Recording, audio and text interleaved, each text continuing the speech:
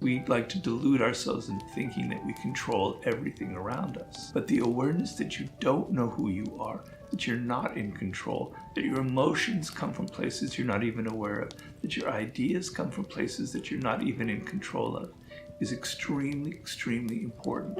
The month of October is really about kind of mastering yourself. It's kind of a weird concept because we really don't necessarily think that we need to master ourselves. But I'm trying to, this comes from my book, The Laws of Human Nature. And the idea that I want to give you, and which is very much going to train you in this month for the daily laws, is that you are actually a stranger to yourself. You don't know who you are. And this is borne out through a lot of studies recently in neuroscience and psychology, where there's so much of the things that you do during your day-to-day life that are unconscious, right? You're not aware of where your ideas come from.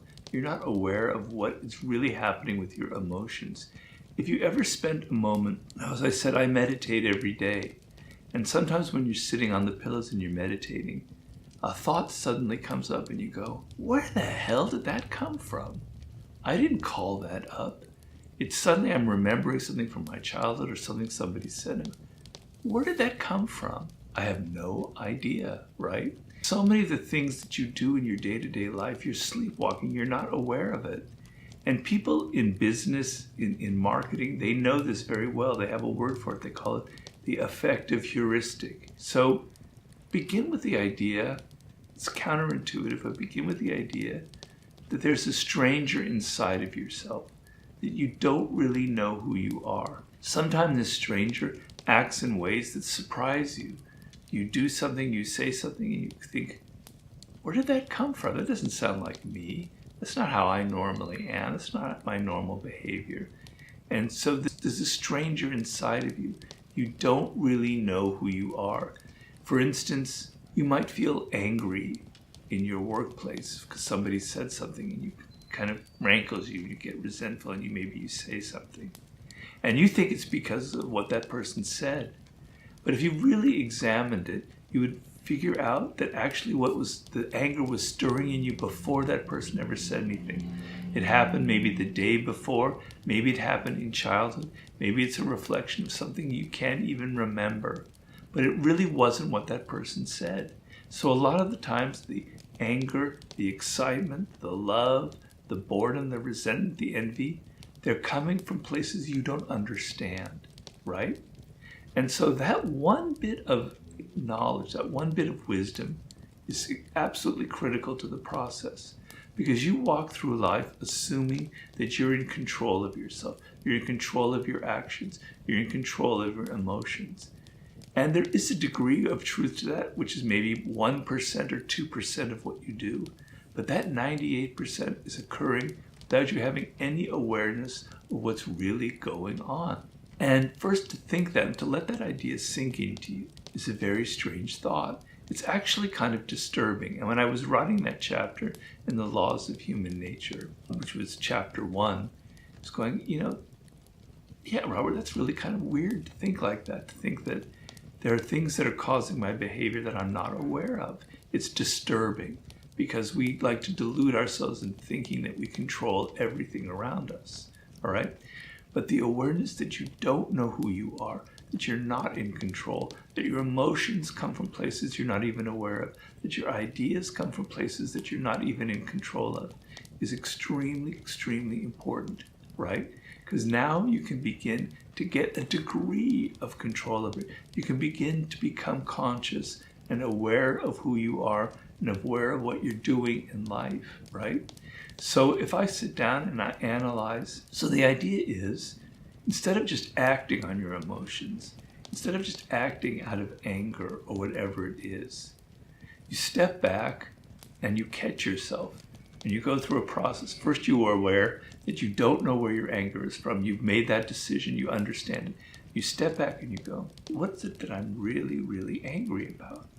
And in the moment that you catch yourself, you stop yourself from doing probably something stupid, saying something that'll get you in trouble.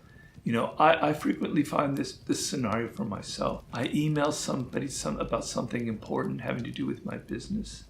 and they don't email me back. Man, I hate that. And I start to get pissed off. And I start thinking about it.